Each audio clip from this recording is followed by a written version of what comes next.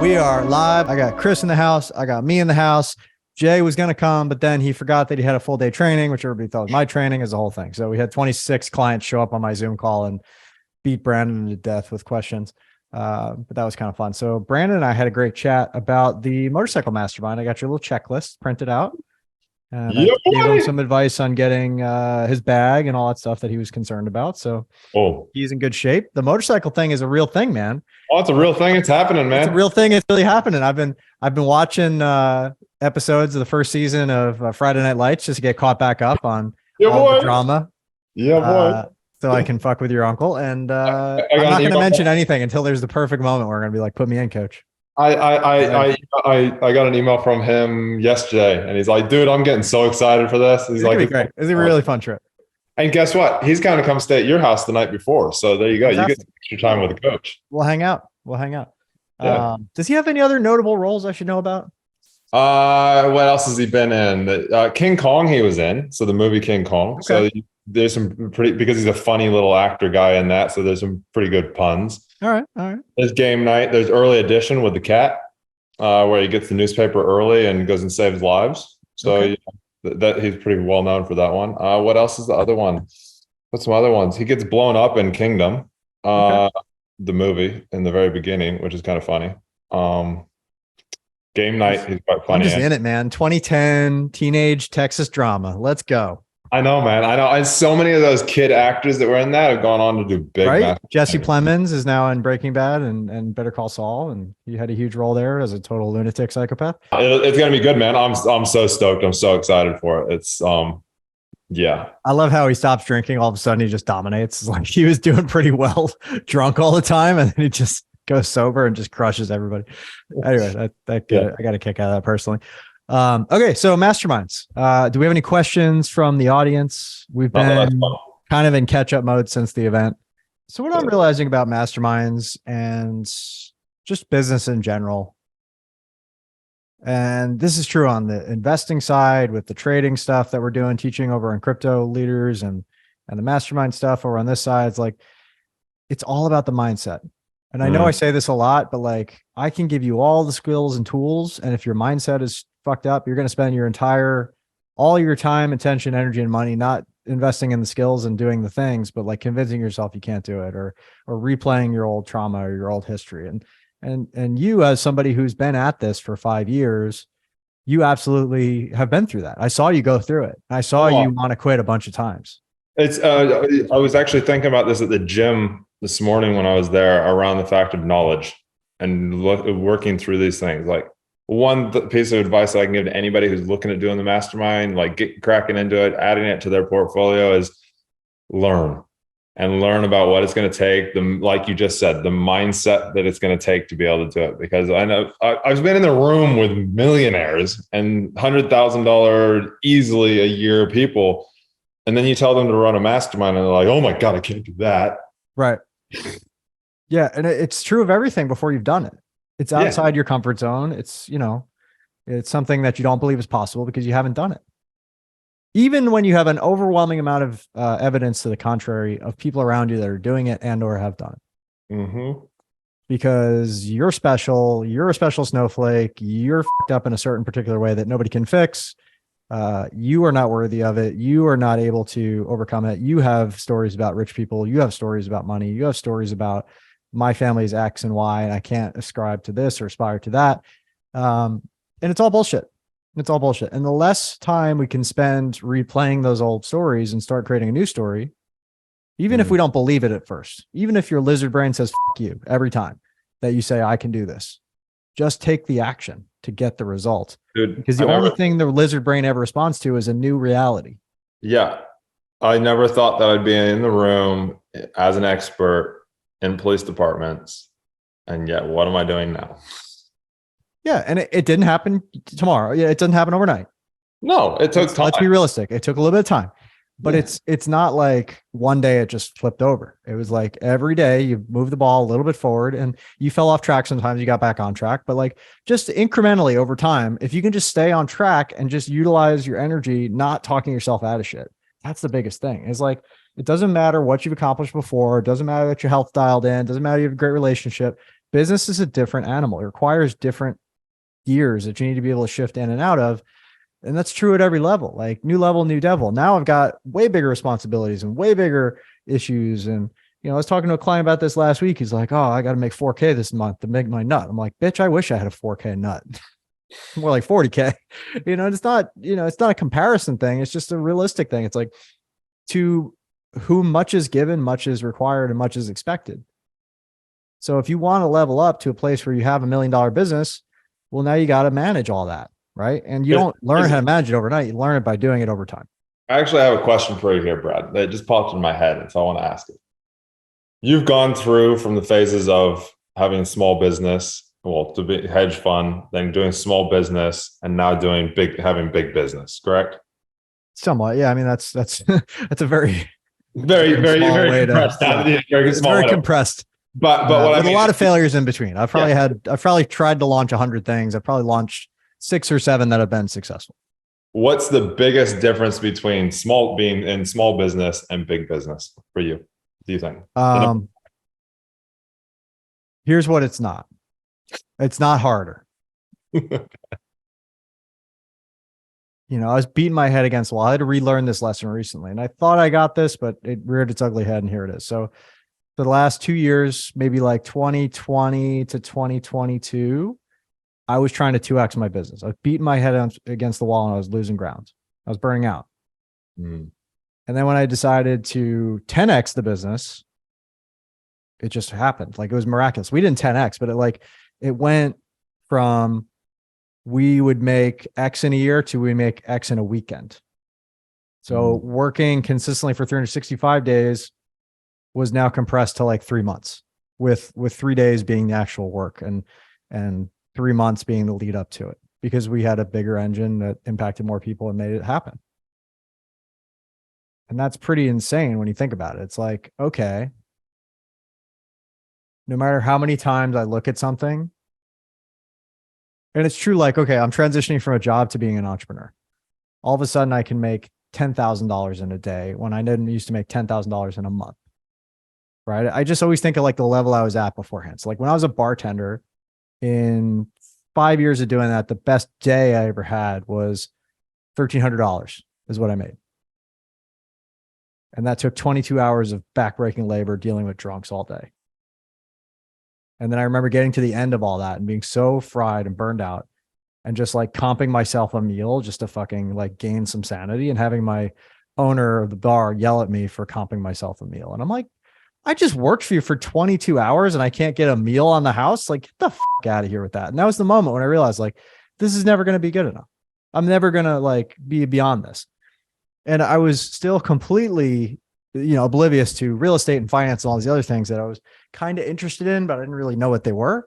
But I just knew that like there would be bankers coming in with a credit card, putting like $3,000 worth of drinks on for their clients and writing 20% on the line. And I would walk away with $600. And that was like unfathomable amounts of money to me, that you drop that on a Tuesday.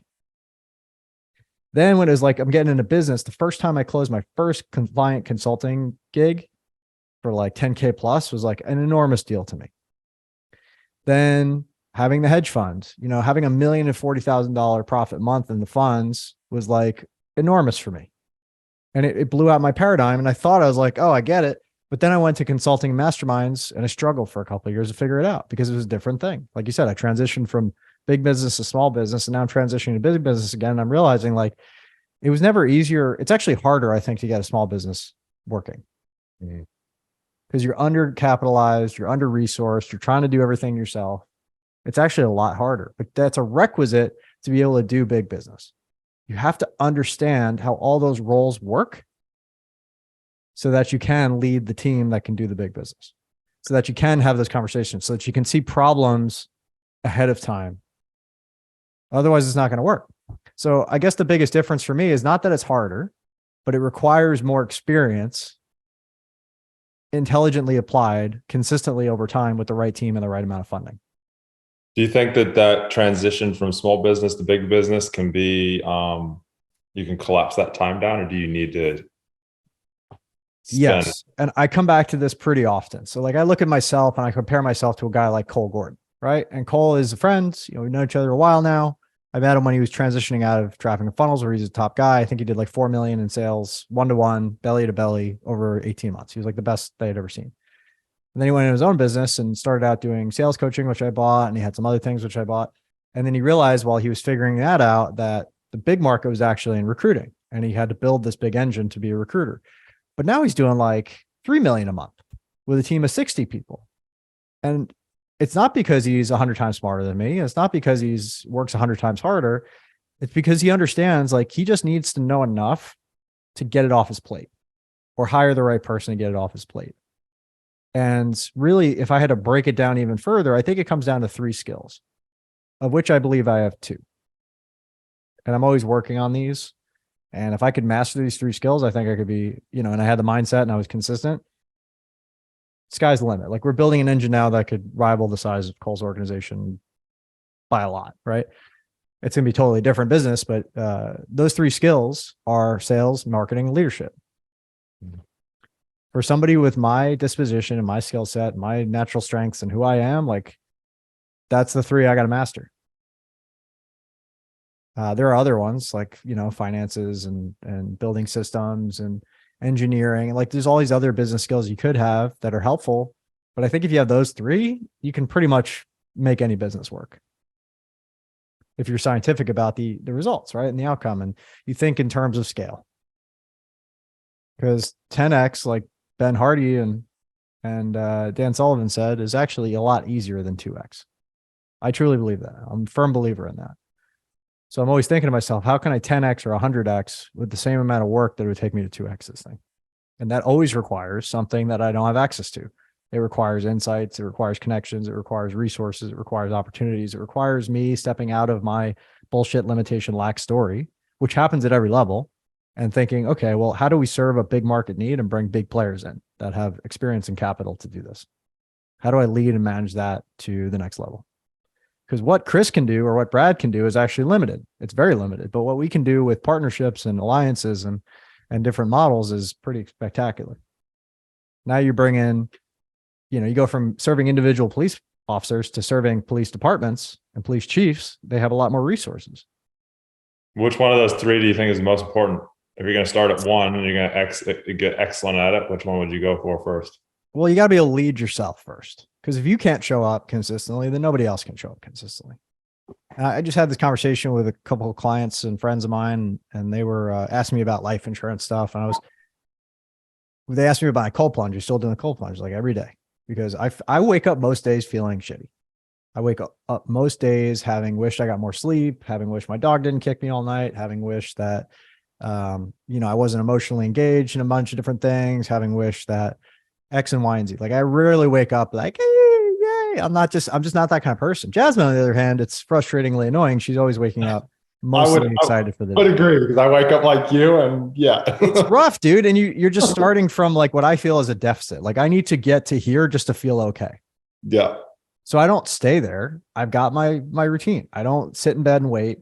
I get up, I start moving, I get my supplements, I drink a lot of water, I use the bathroom, I get in the cold plunge, I get out and I go and do my workout, because, all those things start to add up to me feeling pretty good. And that's a good thing, because if I start responding to texts and emails and getting on the internet and doing anything besides reading and getting my morning routine going, I've already lost the day, right? Like today was kind of a shitstorm. I had like multiple fires I had to put out before I even really got started with my day. And I could only meet them effectively if I had worked on myself first. If I had started my day and started working and interacting with people in the state that I woke up in, no. So it becomes a game of energy and state management. Yeah. So that leadership aspect that's so crucial, man. If you can't lead yourself, you can't lead others, because people don't really pay attention to what you say. They pay attention to what you do and how it makes them feel. Yeah. So if you can master that, and it's really like 80% of it's mastering your own shit, is just so you can show up to those people with compassion, with empathy, with et cetera. Like that's the hardest part. The rest of the stuff is skills, right? So I want to make a distinction between like leading yourself into a great mindset consistently and being in that state, and then skills that actually pay the bills. Because if you're in the right mindset, if you're in a high energy state, if you're bringing everything you've got of yourself to that problem, well, the skills are just drill them until you get it. I think even the least intelligent person, if they do something enough times, will get it.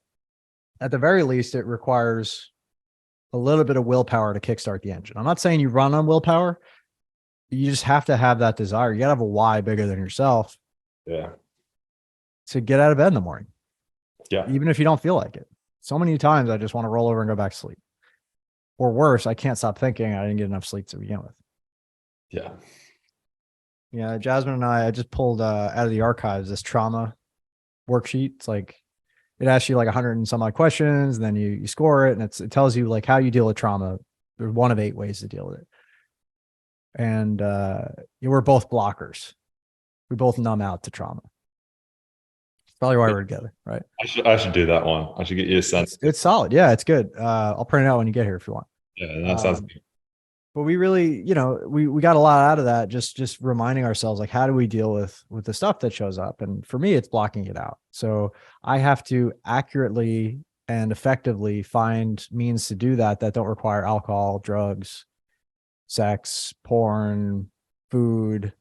I have to have healthy ways to mitigate that and to feel my feelings, and not just feel them when it's inappropriate, loud, and inconsistent, but when it's actually happening. That's the hard work for me right now. It's also what I'd add on to that, because I reckon mine's probably something similar, just because I'm very good at just getting shit done. Like just diving through it. Kristen's like, I always want you in my corner when something bad's happening, because you are the calmest person I know. Yeah, you actually get calmer when shit's going down. Oh, I get completely calm when shit's going down. If shit's not, because you were a cop for 7 years, and that was literally the job. Yeah, literally. When everybody's freaking out, you're calm. Yeah, I'm the person that everybody looks at and goes, "Oh, what do we need to do?" Because he's the calm one. And if the cops are freaking out, there's a real fucking problem. There's a real problem. And so it's actually also remembering that blocking it out is a very effective tool, but we can't block it out forever. No, because we're taking on debt. It's like technical debt in a startup. It's like you said you're going to build something, and it got behind, and you're just accruing technical debt. Well, there's an emotional debt that we live in our lives by blocking out our traumas, or not processing them, or feeling a trigger but not speaking it aloud. So, like, one example is for me setting boundaries. When I don't blame anybody, and I'll tell them, like, this is my shit. This has nothing to do with your shit, but this is how your action, behavior, etc. made me feel. And this is what it led to. And this is what happened. So in the future, I'd prefer if you would do this instead of that. And by making it about you and not about them, you're taking a leadership position by being authentic and vulnerable. That, I'll give a very specific example. Like a client yesterday was freaking out, called me 3 times at 7 o'clock. I saw that they called. They're like, call me back as soon as you get this. I'm like, no. 7 o'clock, dude. I'm already, like, for 2 hours, I'd already been fried. I'm ready to go to bed at 7 or maybe 8. Like I'm pretty much toast. Like I'm pretty good in the morning. Once I've got my morning routine, that I've got diminishing returns through the rest of the day. Like after 3, 4, 5 o'clock, like I'll kind of be wrapping my day up. And then by 7, I'm toast. Like I'm tired. Right. I'm watching Coach on the TV and ready to pass out on the couch with my dog. Right. But the reality is, I'm not the president of the United States. I don't need to be on call 24/7. There's nothing that I would have been able to solve then that I wouldn't be better solving today. So I just said, like, listen, like, hey, I got your thing yesterday. I saw that you called, and here's why I didn't respond. And in the future, I'd prefer if you're just like, hey, I'd like to talk to you. When's a good time? I think there's a massive distinction there, Brad, on that leadership side of stuff, is how you finish that conversation. You're not just sitting there going, oh, okay, yeah, I heard it. And this is why for me that we didn't do it. You got this, this, and this. You then go in the future and you give a solution.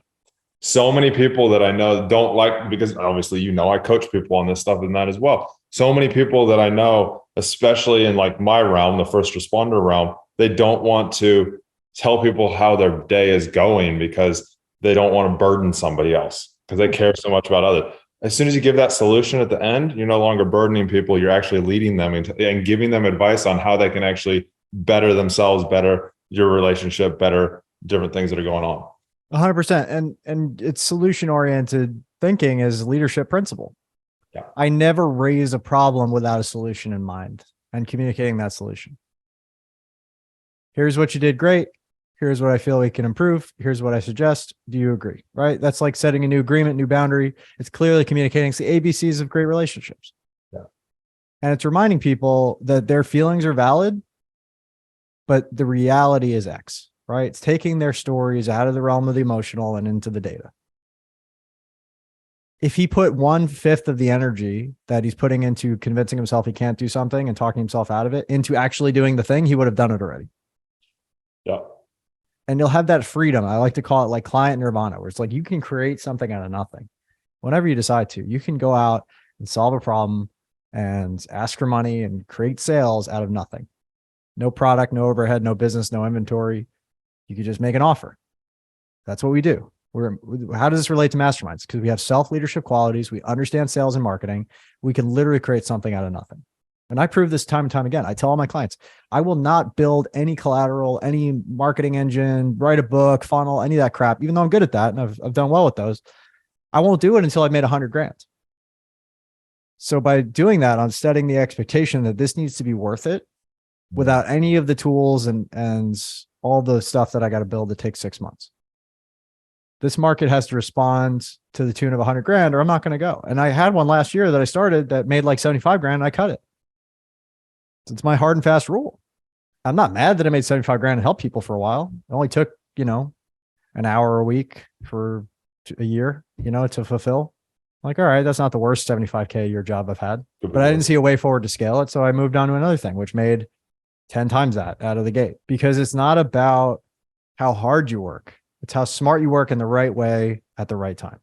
And every window of opportunity is opening and closing. That's why it's so important to be in tune with the market. That's why we teach market research first. So essential too. Yeah. So if we break down these qualities, all right, so let's look at the top three. So we're talking leadership, we're talking sales, we're talking marketing.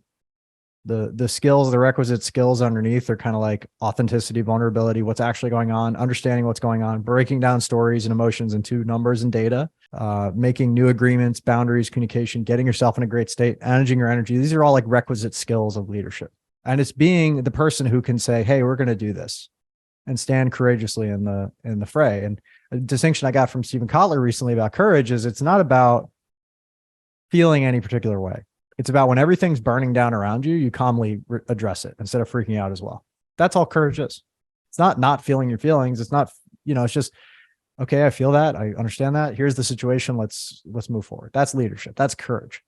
Under the sales banner, it's like, okay, I need to be able to frame a conversation, ask the right discovery questions, pitch properly. Those are all the prerequisite skills, as well as maintain the frame. I'm going to underscore that. I need to maintain the frame throughout the conversation, which is a leadership skill as well.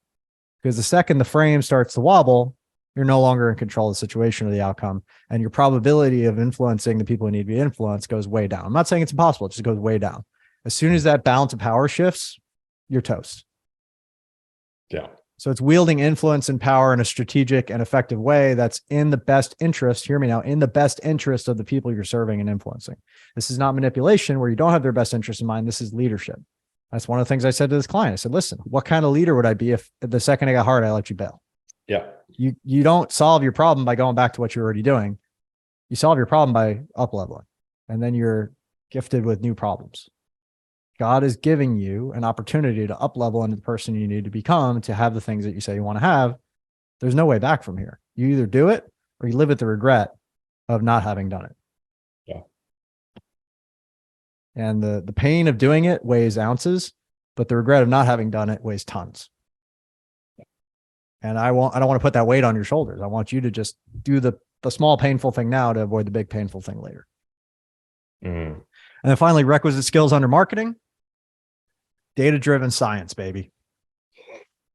It's your best control hypothesis. You perform the experiment, you get the data, you make adjustments, and you rerun the experiment until you get a working theory that works.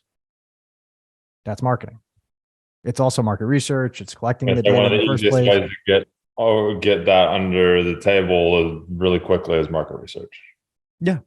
That's how you get to a baseline hypothesis that is worth a damn. I have so many people operating in a fucking vacuum. It drives me crazy. And they're getting more and more stressed. They're spending more and more money to get not a result. But if you're not willing to do that, your ego is fucking you right now.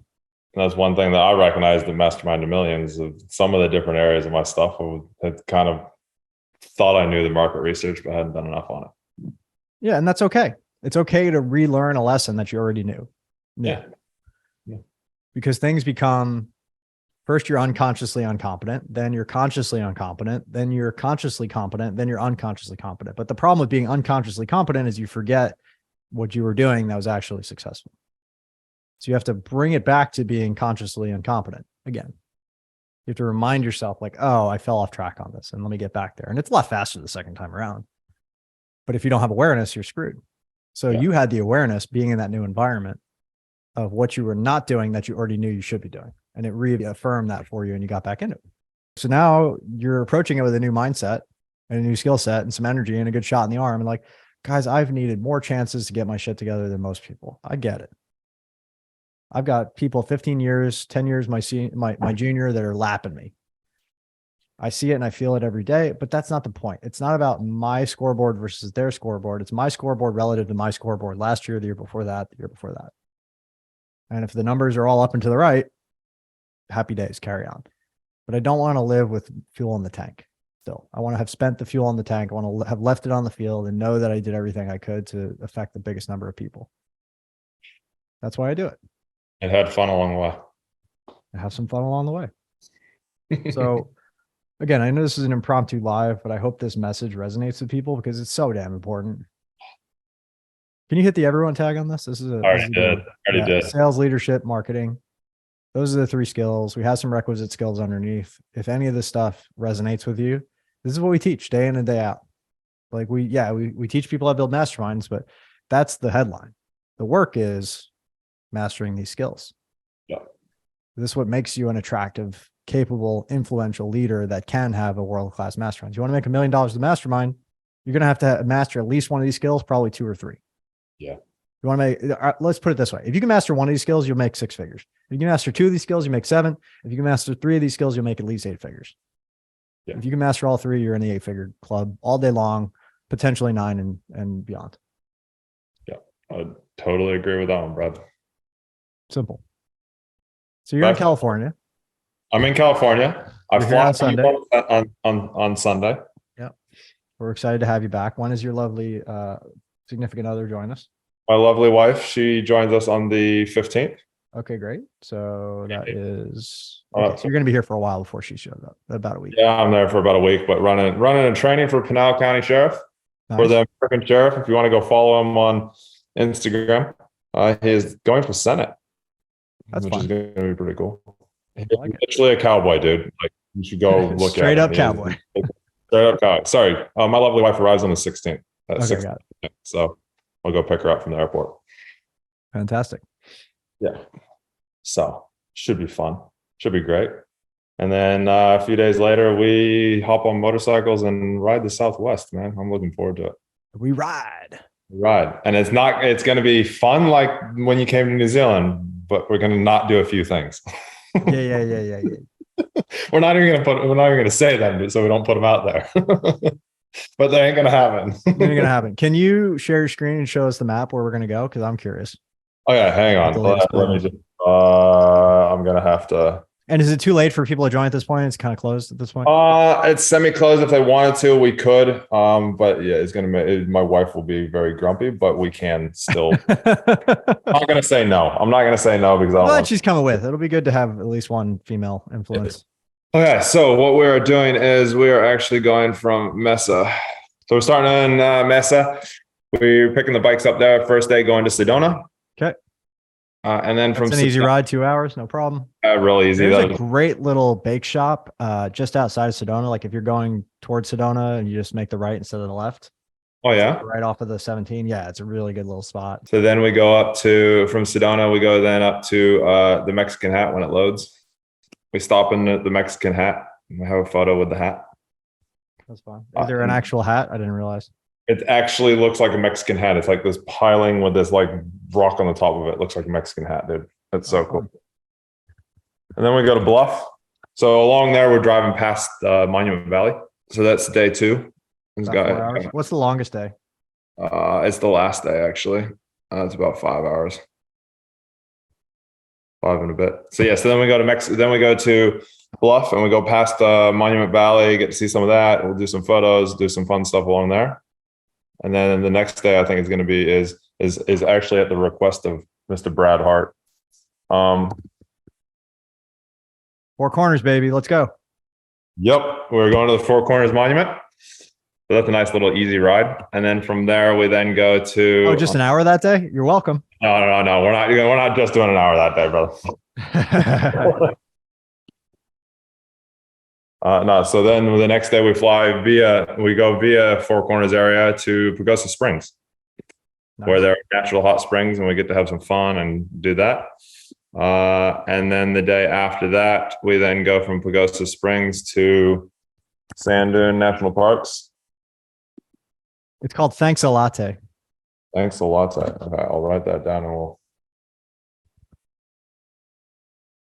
It's right off of the 17 near Payson. Well, not Payson, but whatever the town that is.